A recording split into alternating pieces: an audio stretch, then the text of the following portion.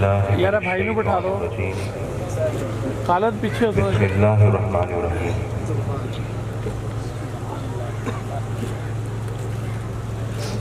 عامر تھوڑے جا پیچھے ہو، انکل جی نے بھی تھوڑے ہیں۔ وما ارسلناک الا رحمت للعالمین۔ صدق اللہ العظیم و صدق رسول النبی الکریم الامین ونحن علی ذلک لمن الشاہدین والشاکرین والحمد للہ رب العالمین۔ ان اللہ و ملائکتہ یصلون علی النبی علی سیدنا و مولانا محمد و علی آل سیدنا و مولانا محمد و بارک وسلم وصلی علیہ۔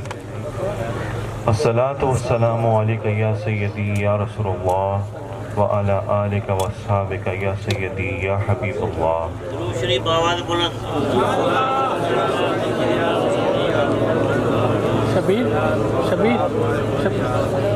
تھوڑا جا تھوڑا پیچھے، ہاں واجب بس التعظیم مشائخ عظام، علماء کرام، حاضرین محفل، عزیز دوستو، ہم سب کی خوش نصیبی ہے، سعادت ہے کہ ایک دفعہ پھر یہاں رحیمیان خان کے شہر میں ہم جمع ہیں اور حضور کی میلاد مبارک کی خوشیاں منا رہے ہیں، اور یہاں جو مرکزی جلوس نکلتا ہے اس کی یہاں پہ الحمدللہ اب محفل میں ہم سب یہاں شامل ہیں، اور بانی محفل چودھری محمد نواز صاحب اور تنظیم السید کے کارکنان، جماعت اہل سنت کے عہدیداران کارکنان، اور اس میں ماشاءاللہ منتظمین میں، انتظامیہ میں جن جن لوگوں نے اپنی کار خیر ڈالا ہے اور کوششیں کی ہیں اور اس محفل کو کامیاب بنانے میں انہوں نے دن رات صرف کیے ہیں، سب کو میں مبارکباد پیش کرتا ہوں۔ الیاس سعیدی صاحب ہیں اور ہمارے سجاد سعیدی صاحب، اور یہ ساری ماشاءاللہ جو ساتھی ہمارے بڑی محبتوں سے کرتے ہیں۔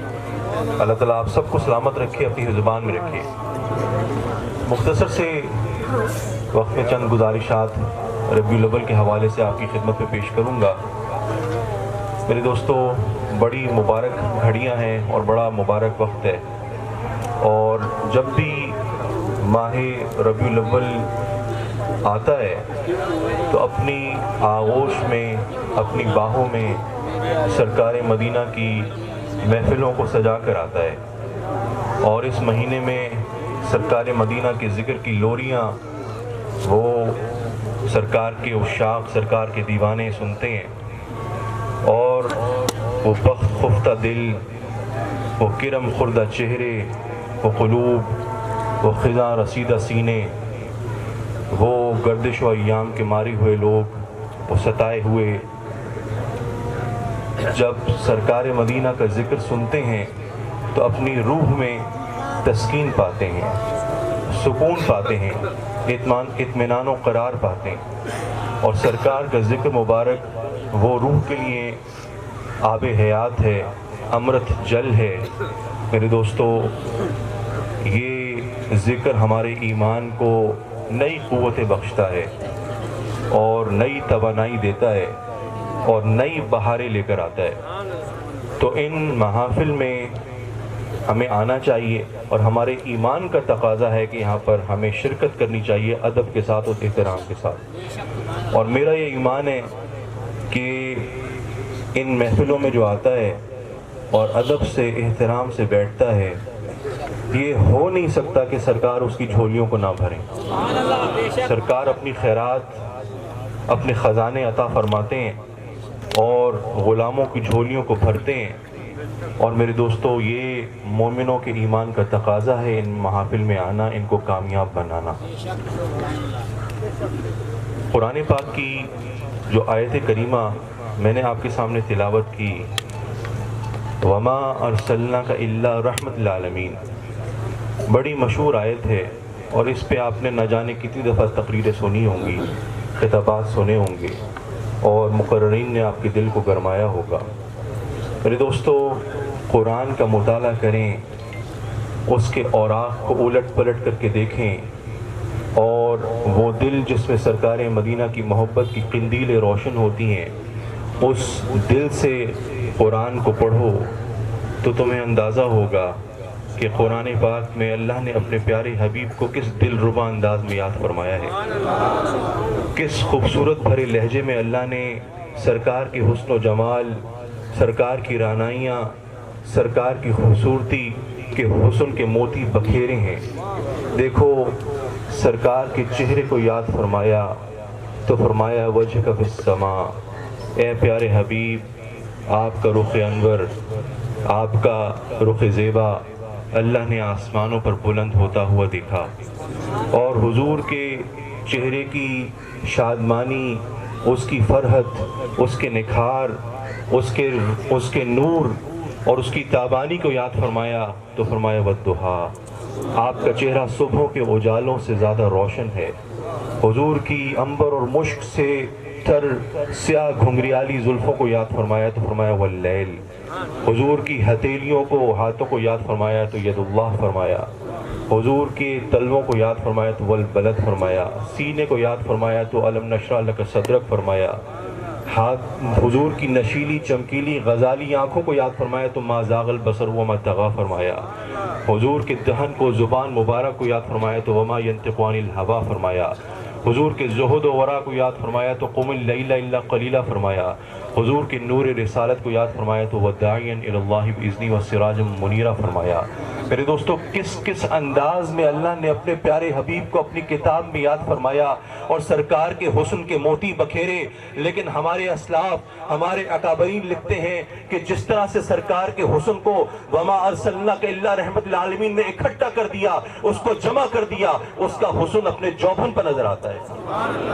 نعرہ تکبیر، نعرہ رسالت، نعرہ رسالت، جگر گوشہ غزالی زمان، نعرہ حیدری۔ اس لیے کیونکہ سرکار سر سے لے کے قدم تک، پاؤں تک سراپر رحمت ہے، مجسم رحمت ہے، کمپلیٹ اور پرفیکٹ اور مکمل رحمت ہے۔ تو میرے دوستو سرکار کے حسن کو جس طرح سے اس آیت میں سمیٹا ہے وہ اپنی شان آپ ہے۔ تو یہ بڑی مشہور آیت ہے، اور کیا مطلب ہے؟ اے پیارے حبیب، اے پیارے رسول، اللہ نے آپ کو تمام عالمین کے لیے مجسم رحمت بنا کر بھیجا۔ اے پیارے رسول، جہاں جہاں کا میں خدا ہوں، جہاں جہاں میری ربوبیت قائم ہے، جہاں جہاں میں رب کہلاتا ہوں، جو جو چیز میں نے تخلیق فرمائی ہے، جو جو عالم میں نے بنایا ہے، جو جو چیزیں میں نے پیدا کی ہیں، جہاں جہاں کا میں رب ہوں، جہاں جہاں میری خدائی قائم ہے، ارے وہاں وہاں کے لیے آپ رحمت العالمین بن کر آئیں۔ تو میرے دوستو یہ سرکار کی شان ہے، اور پورا قرآن پڑھ کے دیکھ لو تو پورا قرآن سرکار کی نعت ہے، پورا قرآن سرکار کی نعت ہے۔ اس آیت کریمہ میں کچھ باتوں کی طرف میں اشارہ کروں گا جو ہمارے اکابرین لکھ گئے، اور بڑی خوبصورت انہوں نے شرح لکھی اس کی۔ وقت قلیل ہے اور مجھے اس کا احساس ہے، چند باتیں آپ کی خدمت میں پیش کرتا ہوں اور پھر آپ سے اجازت لینی ہے۔ میرے دوستو کچھ باتیں غور طلب ہیں۔ پہلی بات یہ ہے کہ اللہ تعالیٰ نے فرمایا اے پیارے حبیب، آپ کو تمام جہانوں کے لیے رحمت بنا کر بھیجا، تمام عالمین کے لیے آپ کو رحمت بنا کر بھیجا۔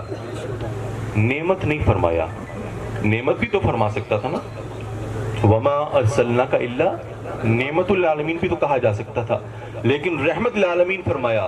میرے دوستو نعمت اور رحمت میں فرق ہوتا ہے، نعمت اور رحمت میں فرق ہوتا ہے۔ نعمت کسے کہتے ہیں؟ نعمت کہتے ہیں کسی مفید چیز کو، کسی انعام کو، کسی نفع بخش ملکیت کو نعمت کہا جاتا ہے۔ اور اللہ تعالیٰ نے قرآن میں فرمایا فَبِأَيِّ آلَاءِ رَبِّكُمَا تُكَذِّبَانِ، کہ تم اللہ کی کن کن نعمتوں کو جھٹلاؤ گے، اور فرمایا کہ اگر تم اللہ کی نعمتوں کو شمار کرنے پر آؤ تو تم اللہ کی نعمتیں شمار نہیں کر سکتے۔ یہ چاند و سورج، یہ زمین و زمان، یہ بہتے ہوئے سمندر، یہ پھوٹتے ہوئے چشمے، یہ پھول کلیاں، میرے دوستوں یہ کھیت کھلیان، یہ میوے، یہ پھل، یہ غذائیں، یہ سب اللہ کی نعمتیں ہیں، یہ اب اللہ کی نعمتیں ہیں۔ تو اگر ہم اللہ کی نعمتوں کا شمار کریں تو ہم اس کا شمار نہیں کر سکتے۔ اور میرے دوستوں پتہ نہیں ایک نعمت بنانے کے لیے اللہ نے اس کے پیچھے کتنی نعمتیں نازل فرمائی، کتنی نعمتیں نازل فرمائی ہیں۔ تو نعمت کہتے ہیں ایک مفید چیز کو، لذیذ چیز کو، انعام کو، ریوارڈ کو، باؤنٹی کو، یوزفل پوزیشن کو، جو آپ کی ملکیت ہوتی ہے، جس سے آپ فائدہ اٹھاتے ہیں۔ اور میرے دوستوں نعمت کی کچھ شرائط ہیں۔ پہلی بات تو یہ ہے کہ نعمت کو استعمال کرنے کا، اس سے استفادہ کرنے کا، اس سے فائدہ حاصل کرنے کے کچھ قوانین ہیں، کچھ اصول ہیں۔ اگر ان اصولوں پر چلو گے، اس ترکیب استعمال کو تم بروئے کار لاؤ گے، تو پھر میرے دوستوں وہ نعمت تمہیں فائدہ دے گی۔ اگر ان قوانین کو، ان شرائط کو پس پش ڈال دو گے تو وہ نعمت تمہارے لیے نعمت نہیں بلکہ زحمت وبال جان بن جائے گی۔ اور وہ قوانین کیا ہیں، وہ شرائط کیا ہیں؟ وہ میرے دوستوں سرکار مدینہ کا دین ہے، آپ کی باتیں ہیں، آپ کی وہ سنہرے حدیثیں، اور قرآن میں جو اللہ نے تعلیمات دی حرام حلال کی، میرے دوستوں وہ قوانین ہیں۔ اگر ان پر چلو گے تو نعمتوں سے فائدہ حاصل کرو گے، ان پر نہیں چلو گے تو نعمتیں نقصان دیں گے۔ مال و دولت ہے میرے دوستوں اللہ کی نعمت ہے۔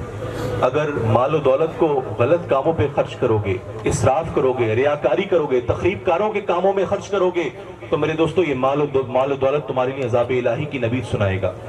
اور اگر اس کو فلاح و بہبود کے کام پر خرچ کرو گے، غریبوں کی دردرسی کرو گے، اچھے کام کرو گے، اور رزق حلال اپنے اہل و عیال کو کھلاؤ گے، اپنے والدین کے اوپر خرچ کرو گے، تو میرے دوستوں یہی مال و دولت تمہارے لیے باعث نعمت ہے۔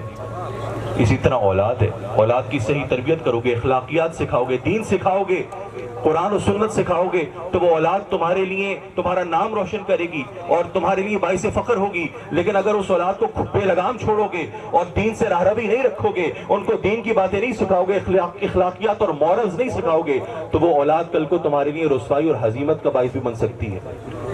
ثم لتسألن یومئذ عن النعیم، کہ تم لوگوں سے ان نعمتوں کے بارے میں ایک دن پوچھا جائے گا، سوال کیا جائے گا۔ تو نعمتوں کا ہمیں جواب بھی دینا ہے کہ کہاں خرچ کی، کس طرح سے خرچ کی۔ لیکن رحمت کیا ہوتی ہے میرے دوستو؟ رحمت کا تصور نعمت کے تصور سے بہت وسیع ہے، بہت بلند ہے، بہت بڑا ہے۔ ارے ایک رحمت اپنے اندر نہ جانے کتنے کروڑوں اربوں نعمتوں کو سمائے ہوئے ہے۔ رحمت کا تصور بہت بڑا ہے، اور ہمارے بزرگوں نے لکھا کہ رحمت جو ہے وہ رقت، تعاطف، احسان، جود و سخا، التفات اور مہربانی کے مجموعے کا نام رحمت ہے۔ ان سب چیزوں کو اگر ان کی کمپوزیشن کی جائے، ان کا مرکب بنایا جائے، ان کا مجموعہ بنایا جائے تو وہ رحمت کہلاتی ہے۔ اس میں رقت کی آہوزاری بھی ہے، اس میں مہربانی اور التفات بھی ہے، اس میں احسان و جود و سخا بھی ہے میرے دوستو، اس میں تعاطف بھی ہے، اس میں نظر کرم بھی ہے۔ تو سرکار مدینہ ایسی رحمت ہے کہ آپ کی رحمت رقت سے بھی بھری ہوئی ہے، مہربانی سے بھی بھری ہوئی ہے، التفات سے اور جود و سخا اور احسان سے بھی بھری ہوئی ہے۔ ارے رقت کا یہ عالم ہے کہ راتوں کو کھڑے ہو کر سجدے میں آہوزاری کرتے ہیں، نالے کرتے ہیں، گریہ فرماتے ہیں کہ اے رب میری امت کو بخش دے، میری امت کو۔ تکبیر، نعرہ رسالت، جشن عید میلاد النبی، جگر گوشائے غزال یہ زماں، فیضان کرم حضور غزال یہ زماں۔ اور میرے دوستو مہربانی ایسی ہے کہ ایسی مہربانی فرماتے ہیں کہ ان کی رحمتوں کے سائے سے اور رحمتوں کے سمندروں سے کوئی چیز خالی نہیں ہے، ہر کسی پر رحمتیں نازل ہو رہی ہیں۔ اور ایسا احسان فرماتے ہیں کہ اگر احسان نہ فرماتے، اگر نہ آتے اور احسان نہ فرماتے تو ساری کی ساری عالم، سارے عالمین ہلاک ہو جاتے۔ تو میرے دوستو سرکار تمام عالمین کے لیے رحمت ہے۔ اور جو دوسری بات جو قابل غور ہے اس آیت میں وہ یہ ہے کہ اللہ نے عالم نہیں فرمایا، جہان نہیں فرمایا، جمع کا صیغہ آیا، عالمین، جہان، جہانوں فرمایا کہ اے پیارے حبیب تمام عالمین کے لیے، تمام جہانوں کے لیے آپ کو رحمت بنا کر بھیجا ہے۔ جو اللہ نے عالم بنائے، جتنے عالم بنائے، روایتوں میں آتا ہے کہ اللہ تعالیٰ نے کم از کم لگ بھگ 18,000 عالم بنائے۔ سرکار ان تمام عالمین کے لیے رحمت، عالم شہود کے لیے بھی رحمت، عالم وجود کے لیے بھی رحمت، عالم برزخ کے لیے بھی رحمت، عالم الغیب کے لیے بھی رحمت، عالم انوار کے لیے بھی رحمت، عالم امر کے لیے بھی رحمت، عالم تصور و خواب کے لیے بھی رحمت، عالم ہو، عالم ذوق، عالم غم کے لیے بھی رحمت، عالم انسان کے لیے بھی رحمت، عالم ملکوت کے لیے بھی رحمت، جبروت کے لیے بھی رحمت، لاہوت یاہوت ناسوت کے لیے بھی رحمت۔ ارے جتنے عالم اللہ نے بنائے سرکار تمام عالمین کے لیے رحمت بن کر آئیں، تمام عالمین کے لیے رحمت بن کر آئیں۔ سرکار کی رحمت صرف انسانوں کے لیے نہیں ہے، صرف انسانوں تک سرکار کی رحمت نہیں پہنچتی، ارے سرکار کی رحمت خاص نہیں ہے، سرکار کی رحمت عام ہے۔ ہر کوئی سرکار کی رحمت کے دسترخوان سے حصہ پاتا ہے اور رحمتوں کے سمندروں سے اپنی پیاس بجھاتا ہے۔ میرے دوستو، انسان ہوں، جنات ہوں، فرشتے ہوں، حیوانات ہوں، شجر و حجر ہوں، پہاڑ ہوں، بہتے ہوئے سمندر ہوں، وادیاں ہوں، کھیت کھلیان ہو، چاند و سورج ہو، کہکشاں ہو، میرے دوستو جتنے عالم ہیں، ارے زمینی عالم ہو، آسمانی عالم ہو، زمین کے اندر والے عالم ہو، جتنے عالم ہیں سب سرکار کی رحمت سے خوش اچی ہیں۔ میرے دوستو سارے کے سارے عالم وہ سرکار کی خیرات پاتے ہیں، اور مجھے وہ بات یاد آ رہی ہے کہ اس آیت کا جو بڑا معروف مطلب کیا جاتا ہے، بڑا معروف مطلب، علامہ آلوسی نے اس کی بڑی خوبصورت شرح لکھی ہے، اور ان میں سے میں چند نکات آپ کے سامنے چند باتیں پیش کروں گا۔ پہلی بات تو یہ کہ وہ لکھتے ہیں کہ وما ارسلناک الا رحمۃ للعالمین کا سب سے معروف مطلب کیا ہے، وہ یہ ہے وما کان اللہ لیعذبہم وانت فیہم، وما کان اللہ لیعذبہم وانت فیہم، کہ اے پیارے حبیب آپ کی رحمت کی یہ شان ہے کہ آپ اب اس دنیا میں جلوہ گر ہیں، آپ تشریف فرما ہیں، آپ یہاں پر موجود ہیں، آپ ان لوگوں کے درمیان بیٹھے ہیں، اور اللہ کی یہ شان نہیں ہے کہ اس کا حبیب ان کے لوگوں کے درمیان موجود ہو اور اللہ لوگوں پر عذاب نازل کر دے، اللہ لوگوں کو ہلاک کر دے۔ یہ رب کی شان نہیں ہے، یہ اس کے سزاوار نہیں ہے، یہ اس کو لائق نہیں ہے۔ پہلی امتوں کے معاملات اور تھے، جب نبی آتے تھے وہ اپنی نبیوں کی تضحیق کرتے تھے، جھٹلاتے تھے، تکذیب کرتے تھے، ان کے پیغام کو جھٹلاتے تھے، تو میرے دوستو پھر کیا ہوتا تھا؟ پھر عذاب الہی آتا تھا، پتھروں کی بارش ہوتی تھی، پانی اور سیلاب کے عذاب آتے تھے، زلزلہ آتا تھا، زمین کو تہوبالا کیا جاتا تھا، اور بستیوں کی بستیاں الٹ پلٹ کر دی جاتی تھیں، ان کو خس پر مس کر دیا جاتا تھا، زمین میں گاڑ دیا جاتا تھا، ان کے چہروں کو بگاڑ دیا جاتا تھا، بندر اور خنزیر بنا دیا جاتا تھا، جڑ سے اکھاڑ کے پھینک دیا جاتا تھا۔ لیکن رحمت للعالمین تشریف لائے تو اللہ نے سارے کے سارے عذاب اٹھا لی، سارے کے سارے عذاب اٹھا لیے گئے، کیونکہ وما کان اللہ لیعذبہم وانت فیہم، اے پیارے حبیب اللہ کی یہ شان نہیں ہے کہ آپ موجود ہوں اور عذاب نازل کر دیں۔ اور یہ آیت یہ مسلمانوں کے حق میں نہیں آئی، یہ مومنوں کی شان میں نہیں آئی، میرے دوستو یہ مشرکوں اور کافروں کے لیے آئی۔ مومن تو حضور کے غلام ہیں، تو عذاب تو کافروں پر آتا ہے نا۔ تو یہ جو آیت نازل ہوئی ہے رحمت کی، تو یہ رحمت کی جو نوید ہے یہ مشرکوں کو سنائی جا رہی ہے، یہ ان کے لیے مہلت ہے اور ڈھیل ہے کہ اللہ نے اب ان کو قیامت تک ڈھیل دے دی، مہلت دے دی، کیونکہ اس سرکار مدینہ ان کے درمیان موجود ہے۔ میرے دوستو سرکار کا میں نے بتایا نا کہ ہر کسی نے سرکار کی، تمام عالمین نے سرکار کی رحمت سے حصہ پایا، تو مجھے بات یاد آتی ہے کہ سرکار کی رحمت جوش میں آئی اور سرکار نے پوچھا جبریل امین سے کہ جبریل تم اللہ کے بڑے معزز فرشتے ہو، بڑے عزت والے فرشتے ہو، فرشتوں کے تم سردار ہو، انچارج ہو، ذرا یہ تو بتاؤ کہ کیا بھی میری رحمت سے حصہ پائے، میری رحمت سے حصہ پائے؟ تو جبریل امین نے عرض کی یا رسول اللہ آپ کی رحمت کی بارش میرے اوپر بھی ہوئی ہے اور میں بھی خالی نہیں گیا، حضور میں اپنے انجام سے بڑا ڈرتا تھا، کیونکہ میں نے ہاروت و ماروت کا انجام دیکھا تھا اور میں نے ابلیس کا انجام دیکھا تھا، میں اپنے انجام سے بڑا لرزہ بر اندام رہتا تھا، خوف زدہ رہتا تھا، خشیت الہی میرے پر وارد رہتی تھی اور میں پریشان اور مضطرب رہتا تھا۔ یہاں تک کہ حضور آپ کی کتاب میں اللہ نے میری مدح سرائی فرمائی، میری تعریف فرما دی، ذی قوت عند ذی العرش مکین، کہ وہ اپنے رب، وہ بڑی قوت والا ہے، اپنے رب کے ہاں بڑا معزز ہے۔ تو حضور میری تعریف میں اللہ نے آیتیں نازل فرما دی۔ اس دن کے بعد سے آپ کے صدقے مجھے اطمینان و سکون حاصل ہو گیا۔ تو میرے دوستو، فرشتوں کے جو انچارج ہیں، سب سے معزز بڑے فرشتے ہیں، وہ بھی یہ فرماتے ہیں کہ سرکار آپ کی رحمت سے میں خالی نہیں گیا۔ میرے دوستو، چلتی ہوئی ہوائیں ہوں، پہاڑ ہوں، سنگریزے ہوں، حیوانات ہوں، جانور ہوں، میرے دوستو، انسان، فرشتے، آسمان، سورج، نوری مخلوق، ارے جتنی مخلوق اللہ نے پیدا کی، جو کچھ پیدا کیا، سب سرکار کی خیرات کھاتے ہیں، سب سرکار کا صدقہ کھاتے ہیں۔ مجھے وہ بات یاد آ رہی ہے کہ سرکار جب طائف کی وادی میں گئے تبلیغ کرنے، تو وہ لمحہ سرکار کے لیے بڑا تکلیف دہ تھا، بڑی سرکار کو اذیت پہنچی، اور بڑی مشرکوں نے آپ کو تکلیفیں دی۔ اس دن آپ کے اوپر مبارک جسم کے اوپر پتھر برسائے، اس نرم جسم کو، سرکار کے مبارک جسم کو لہو لہان کر دیا، اور سرکار خونم خون ہو گئے، اور آپ کے نانین مبارک وہ خون سے بھرے ہوئے تھے۔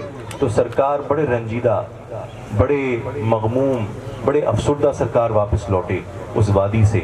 تو جبریل امین خدمت میں حاضر ہوئے، اللہ کا حکم لے کر، اللہ کا حکم لے کر جبریل امین خدمت میں حاضر ہوئے، اور عرض کی، حضور یا رسول اللہ، یہ ان لوگوں نے آپ کے ساتھ بڑا ناروا سلوک برتا، اور آپ کی انہوں نے بے حرمتی کی، اور بڑی آپ کو تکلیف پہنچائی۔ حضور مجھے حکم دیں، میں ان لوگوں کو ان دونوں پہاڑوں کے درمیان پیس کے رکھ دوں، ان کا نام و نشان ختم کر دوں۔ تو سرکار نے کیا فرمایا تھا؟ سرکار نے فرمایا تھا، جبریل، میں لعنت کرنے والا نہیں بلکہ رحمت کا نبی بنا کر بھیجا گیا ہوں۔ نعرہ تکبیر، نعرہ رسالت، جشن عید میلاد النبی، صاحبزادہ والا شان، فیضان کرم حضور غزالی زمان، میں رحمت کا نبی بنا کر بھیجا گیا ہوں۔ تو میرے دوستو، سرکار کی رحمت جو ہے وہ خاص نہیں ہے، ارے وہ عام ہے، وہ ہر کسی کے لیے کھلی ہوئی ہے، دریا ہے، دریا۔ ماشاءاللہ یہ پاکستان کی سرزمین بڑی زرخیز ہے، اور یہاں ہمارے پاس کتنی اقسام کی فصلیں ہوتی ہیں، پھل ہوتے ہیں، فروٹ ہوتے ہیں، اور یہ ماشاءاللہ یہاں پہ دریا بھی بڑے بہتے ہیں، دریائے راوی ہے، دریائے ستلج ہے، دریائے چناب ہے، دریائے سندھ ہے، یہ سب دریاؤں کی دھرتی ہے۔ میرے دوستو، دریا کہاں سے شروع ہوتا ہے اور بہتا جاتا ہے، اور وادیوں سے گزرتا ہوا، اپنا سفر طے کرتا ہوا، وہ زمین کو اپنا پانی پلاتا ہوا، دھرتی کی پیاس بجھاتا ہوا، وہ کہاں کہاں جاتا ہے؟ ارے زرخیز زمین ہو، بنجر زمین ہو، پہاڑی علاقے ہوں، چٹیل میدان ہوں، وہ ہر زمین کے دروازے پر دستک دیتا ہے، کھٹکھٹاتا ہے، اور پیاسی زمین کی پیاس بجھاتا ہے، ان کو سیراب کرتا ہے، اور اس کے پانی کی وجہ سے وہاں پر طرح طرح کی فصلیں اگتی ہیں، میٹھے میٹھے میوے آتے ہیں، اور میرے دوستو، اللہ کی غذائیں پیدا ہوتی ہیں۔ ارے دریا یہ نہیں دیکھتا کہ یہ سندھی کی زمین ہے، یہ بلوچی کی زمین ہے، یہ پٹھان خان کی زمین ہے، یہ سرائیکی پنجابی کی زمین ہے۔ وہ بہتا جاتا ہے اور اپنا پانی ہر کسی کو پلاتا جاتا ہے، ہر کسی کی پیاس بجھاتا جاتا ہے۔ ارے دریا کی فیضان رحمت کی یہ شان ہے کہ وہ اس میں کوئی امتیاز نہیں برتتا، وہ ہر کسی کو پانی پلاتا ہے۔ جو کونین کے والی ہیں، کونین کے شہنشاہ ہیں، زمین و زمان کے مالک ہیں، ان کی رحمتوں کا کیا عالم ہوگا؟ ان کی رحمتوں کا کیا عالم ہوگا؟ ارے سرکار کے رحمتوں کے سمندر وہ رواں دواں ہیں، اور ہر آنے والا اس سے اپنی پیاس بجھاتا ہے، وہ چاہے حجر و شجر ہوں، وہ چاہے انسان ہوں، وہ چاہے جنات ہوں، وہ چاہے فرشتے ہوں، وہ چاہے چاند و سورج ہوں، ارے وہ کھیت کھلیان ہوں، سارے کے سارے سرکار کے سمندروں سے پانی پیتے ہیں۔ مجھے وہ بات یاد آئی کہ مکی زندگی میں سرکار کو بڑی تکلیفیں دی گئیں، بڑی ایذا رسانی ہوئی، وہ دور سرکار کے لیے بڑا کٹھن تھا، آپ جانتے ہیں مدری زندگی میں تو الحمدللہ راحت کے اسباب پیدا ہو گئے، بڑی راحتیں تھیں، لیکن مکی زندگی سرکار کی بڑی آزمائشوں والی تھی، بڑی تکلیفوں والی تھی۔ تو جب شروع میں اوائل اسلام کے دور میں سرکار نے تبلیغ کا کام شروع کیا اور تبلیغ دین دی تو کفار نے بڑا ستایا سرکار کو، تو اللہ نے حکم دیا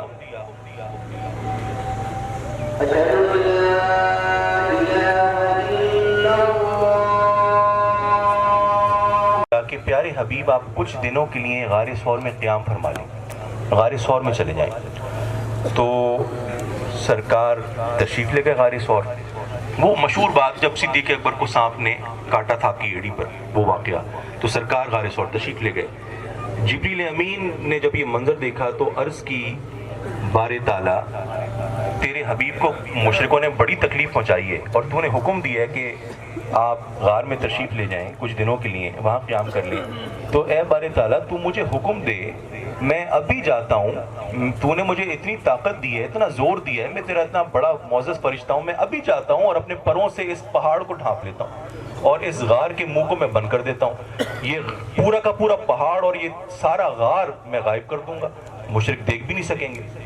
تو اللہ نے فرمایا جبریل میری حکمت میں جانتا ہوں، تو بے شک بڑی قوت والا فرشتہ ہے، بڑی طاقت والا فرشتہ ہے، میں نے تجھے بڑے کمالات عطا کیے ہیں، لیکن میں تجھے دکھاتا ہوں کہ میں کس طرح سے اپنے حبیب کی حفاظت فرماؤں گا، اور ایک چھوٹی سی چیز جو میں نے پیدا کی ہے وہ میرے حبیب کی حفاظت فرمائے گی۔ روایتوں میں آتا ہے کہ مکڑی کو اللہ نے شعور دیا اور اسے بات کرنے کی طاقت دی، تو مکڑی نے پہلے میں مناجات کی اور اللہ رب العزت کی بارگاہ میں عرض کی کہ اب اے بار تعالیٰ تو نے تو مجھے مکڑی بنایا، بڑا حقیر سا کیڑا بنا دیا، میں کسی چیز کے کام نہیں ہوں، بس یہ جالے میں بنا دیتی ہوں اور کوئی فائدہ نہیں ہے میرا، میں تو تیری بڑی حقیر سی چیز ہوں۔ تو اللہ نے فرمایا تھا مکڑی تو آبیدہ نہ ہو، تو غم نہ کر اور دل تھوڑا نہ کر، ایک دن آئے گا جب تو ایسا کارنامہ سر انجام دے گی کہ پھر رہتی دنیا تک اور ابد تک تجھے یاد کیا جائے گا۔ نعرہ تکبیر، نعرہ رسالت، جشن عید میلاد النبی، فیضان کرم حضور غزالی زمان، تجھے ابد تک یاد کیا جائے گا اور رہتی دنیا تک تیرے گن گائے جائیں گے۔ جب سرکار غار ثور پر پہنچے تو روایتوں میں آتا ہے کہ وہ مکڑی جس نے التجا کی تھی وہ 600-700 سال سے سرکار کا انتظار کر رہی تھی، سرکار کو تکنے کے لیے، سرکار کو دیکھنے کے لیے، سرکار کی زیارت کرنے کے لیے، ان کی خدمت کرنے کے لیے وہ مکڑی وہاں پر معمور تھی۔ 600-700 سال سے سرکار کا راستہ ناپتی تھی، سرکار کی آہیں تکتی، سرکار کی راہ تکتی تھی۔ میرے دوستو سرکار اندر داخل ہو گئے صدیق اکبر کے ساتھ، مکڑی نے اپنا ہنر دکھانا شروع کیا، جال اس نے بننا شروع کیا اور جال بنا۔ سرکار نے جب یہ منظر دیکھا تو صدیق اکبر کو فرمایا صدیق میں بڑا پریشان رہتا تھا، بڑا مضطرب رہتا تھا اپنی امت کے بارے میں کہ میری امت کے سیاہکار، میری امت کے معصیت زدہ گناہگار حضرات وہ پل صراط کی سختیوں سے کیسے گزریں گے، وہ پل صراط کے اوپر سے کیسے گزریں گے اور کہیں ان کے قدم وہ ڈگمگا نہ جائیں، وہ دوزخ میں نہ گر جائیں۔ تو اللہ رب العزت نے آج مجھے دکھا دیا کہ اے حبیب جس طرح سے اس خفیف اور اس حقیر سے کیڑے کو میں نے پردہ دار پہ قائم رکھا ہے، تیری امت کے گناہگاروں کو، معصیت زدہ لوگوں کو پل صراط کی سختیوں سے اسی طرح گزار دوں گا، اسی طرح گزار دوں گا۔ تو میرے دوستو سرکار کی تو وہ ذات ہے کہ صرف انسانوں نے نہیں، ارے فرشتوں نے، حیوانوں نے، جانوروں نے، حجر و شجر نے، میرے دوستو ہواؤں نے، پہاڑوں نے سرکار سے محبتیں کی ہیں، سرکار کا کلمہ پڑھا۔ اور دوسری بات جو اس آیت کریمہ کے حوالے سے مشہور ہے وہ یہ ہے کہ سرکار تمام عالمین کے لیے رحمت اس وجہ سے بھی ہیں کہ سرکار فیض الہی پانے کا، فیض الہی کے حصول کا واحد ذریعہ ہے۔ اللہ کی معرفت، اللہ کی محبت، اللہ کی قربت اور اللہ کی نزدیکی میرے دوستو سرکار کے بغیر حاصل کرنا ناممکن ہے۔ اس لیے کیونکہ قرآن پاک میں آیا الیوم اکملت لکم دینکم واتممت علیکم نعمتی وردیت لکم الاسلام دینا، اے لوگوں آج میں نے تمہارا دین تمہارے اوپر کامل کر دیا، اپنی نعمت مکمل کر دی اور تمہارے لیے اسلام کو پسند فرما دیا۔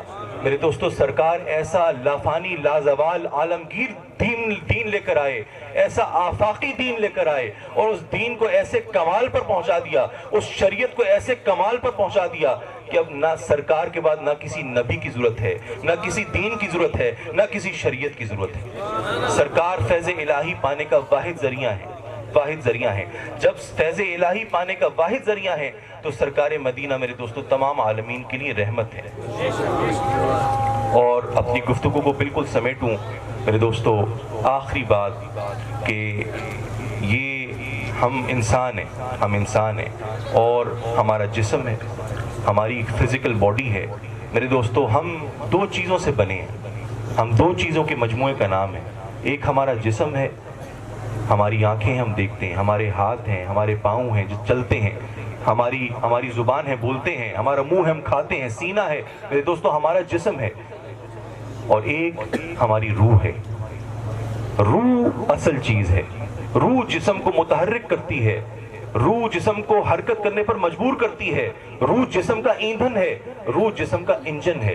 میرے دوستو سواری ہوتی ہے نا، گاڑی ہوتی ہے، اگر جتنی قیمتی گاڑی ہو، جتنی بڑی عالیشان گاڑی ہو، لینڈ کروزر ہو، کوئی بڑے نیو ماڈل کی ہونڈا یا ٹویوٹا ہو، میرے دوستو کتنی قیمتی گاڑی ہو، اگر اس کا انجن خراب ہو جائے گا تو گاڑی سٹارٹ نہیں ہوگی۔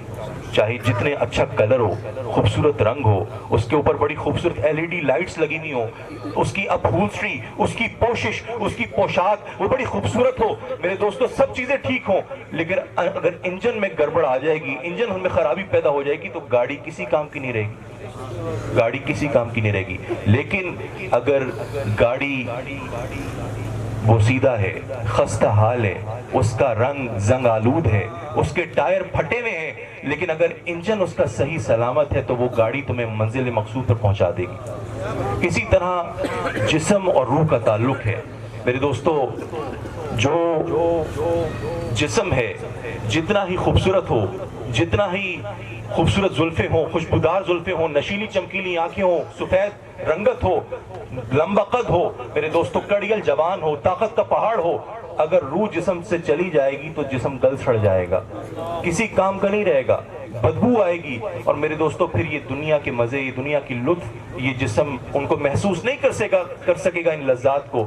تو پتہ چلا کہ اصل چیز روح ہے، جو جسم کی تحفظ دیتی ہے، اس کی بقا کے لیے ضروری ہے۔ روح جسم کی بقا کے لیے ضروری ہے، اگر روح جسم سے نکل جائے گی تو جسم بالکل بے معنی ہو جائے گا اور اس کا کوئی فائدہ نہیں ہوگا۔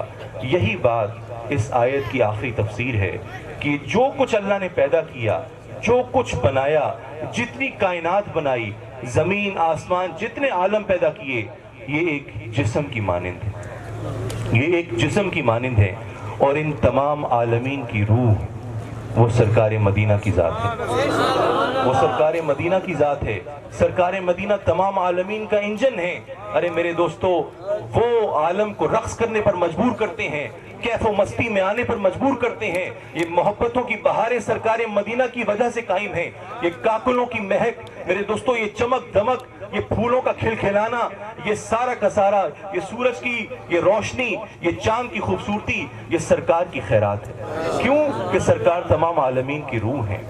کلو خیر فی العالم فمن آثار النبوہ، کلو شر فی العالم فبسبب خفائن آثار النبوہ، کہ جتنی خیر ہے، جتنی بھلائی ہے، جتنا نور ہے، چمک دمک ہے، وہ آثار نبوت کی وجہ سے قائم ہے۔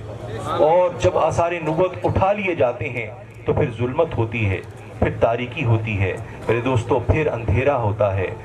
تبھی تو قرآن پاک میں آیا اذا الشمس كورت واذا النجوم انكدرت واذا الجبال سيرت واذا العشار عطلت وَإِذَا الْوُحُوشُ حُشِرَتْ کہ جب آثار نبوت اٹھا لیے جائیں گے تو پھر زمین پھٹ جائے گی، آسمان شق ہو جائے گا، سورج سوا نیزے پر آ جائے گا اور پہاڑوں کو برف کے گولوں کی طرح چلایا جائے گا۔ میرے دوستو قیامت واقع ہو جائے گی، اس لیے کہ جو روح کی جو آثار نبوت کی خیر ہے وہ اٹھا لی جائے گی۔ تو میرے دوست سرکار مدینہ ان تمام عالمین کی روح ہیں، ان تمام عالمین کی وہ اصل ہیں، وہ جان عالم ہیں، وہ جان جہاں ہیں، وہ اس خرمن ہستی کا حسن و جمال ہیں، وہ اس نخل زیست و ہستی کی زیب و زینت ہیں، وہ ورق کائنات کی نظم ہیں، وہ آفرینش کا دل نوا پیغام ہیں، وہ نوشتہ ازل کی غزل ہیں۔ میرے دوستو وہ ابر کرم ہیں، ابر گوہر ہیں، ابر رحمت ہیں، وہ اس جہان کا سنگھار ہیں، نکھار ہیں، بہار ہیں، زیور ہیں۔ میرے دوستو اس دنیا کی خوبصورتی وہ سرکار کے قدموں کے صدقے قائم ہے۔ امید کہ لو جاگا غم دل کا نصیبہ، لو شوق کی ترسی ہوئی شب ہو گئی آخر، لو ڈوب گئے درد کے بے خواب ستارے، اب چمکے گا بے صبر نگاہوں کا مقدر، اس بام سے نکلے تیرے حسن کا خورشید، اس کنج سے پھوٹے گی کرن رنگ ہنا کی، اس در سے بہے گا تیری رفتار کا سیماب، اس راہ پر پھیلے گی شفق تیری قبا کی۔ ارے وہ چمستانوں کے لیے رحمت ہیں، گلستانوں کے لیے رحمت ہیں، بوستانوں نخلستانوں کے لیے رحمت ہیں، کوہستانوں ریگستانوں کے لیے رحمت ہیں، طارم اعلیٰ کے لیے رحمت ہیں، طاق ازرق کے لیے رحمت ہیں، سدرۃ المنتہا عرش معلیٰ لوح محفوظ کے لیے رحمت ہیں، قرۂ آب و باد کے لیے رحمت ہیں، قرۂ ارض کے لیے رحمت ہیں، تحت الثریٰ کے لیے رحمت ہیں، سماوات العلیٰ کے لیے رحمت ہیں، خلد بری کے لیے رحمت ہیں۔ میرے دوستو شب تار کی ظلمت میں، شب یلدا کی سسکیوں میں، شورش قیامت کی نالشوں میں، ارے آشوب محشر کے فغاں میں، غرض آفرینش قائم ہونے سے گزری ہوئی ہر ساتھ کے لیے اور گزرتی ہوئی ہر ساتھ کے لیے اور ابد تک ہر آنے والے پل پل کے لیے سرکار مدینہ مجسم رحمت بنا کر بھیجے گئے ہیں۔ سرکار تمام عالمین کے لیے مجسم رحمت بنا کر بھیجے گئے ہیں۔ دعا کرو کہ اللہ ہمیں سرکار کی سچی محبت عطا فرمائے، سرکار کے دامن سے سچی وابستگی عطا فرمائے۔ وآخر دعوانا الحمدللہ رب العالمین۔ سبحان اللہ، صاحبزادہ والی شان نے کیا خوبصورت بیان کیا۔ اللہ پاک ان کی عظمت، عمر اور علم میں برکت عطا فرمائے۔ حضرات محترم، الحمدللہ یکم ربیع الاول سے لے کر 12 ربیع الاول آج آ چکی ہے۔ مرکزی انجمن میلاد النبی صلی اللہ علیہ وآلہ وسلم کے زیر اہتمام یہ 12 روزہ 65ویں سالانہ پروگرام تھے۔ یہ وہ پروگرام ہے جو جگر گوشائے غزالی زماں راضی دوراں صاحبزادہ سید مظہر سعید شاہ صاحب کاظمی دامت برکاتہ العالیہ کی سرپرستی میں ہو رہے ہیں، اور یہ شروع کروائے تھے حضور غزالی زماں رحمت اللہ علیہ، اور الحمدللہ یہ وہی سلسلہ جاری و ساری ہے، اور یہ 62ویں سالانہ پروگرام آج مکمل ہو رہے ہیں۔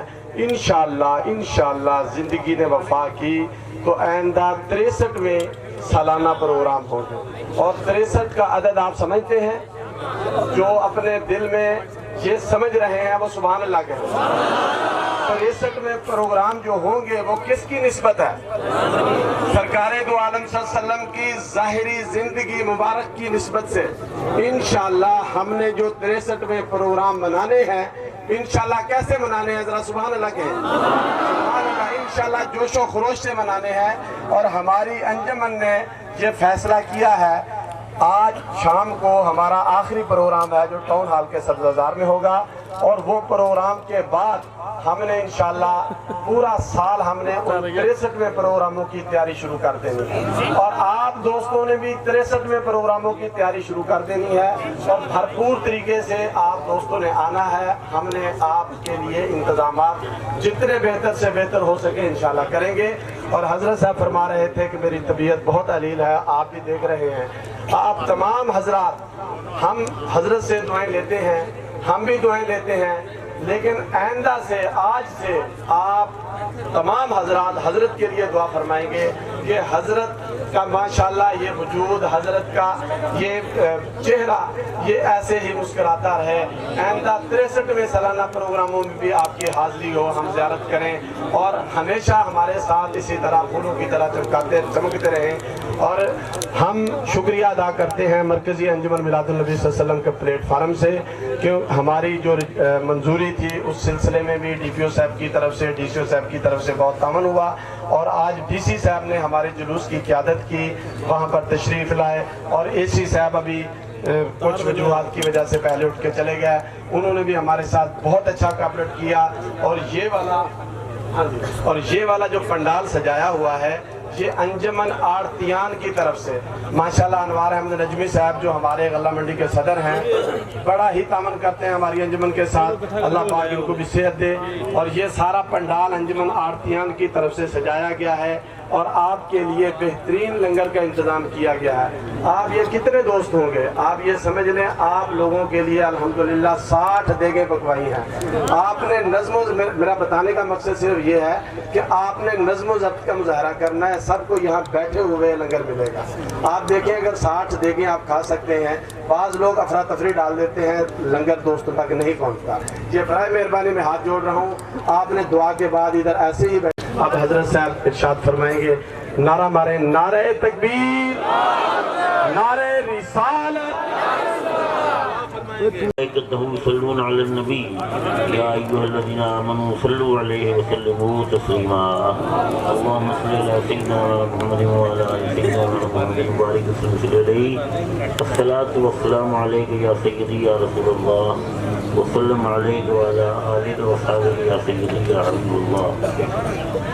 واجب الاحترام علماء کرام، معزز حاضرین، پیارے دوستوں اور بھائیوں، میں بڑا میرے دل سے دعائیں نکلتی ہیں.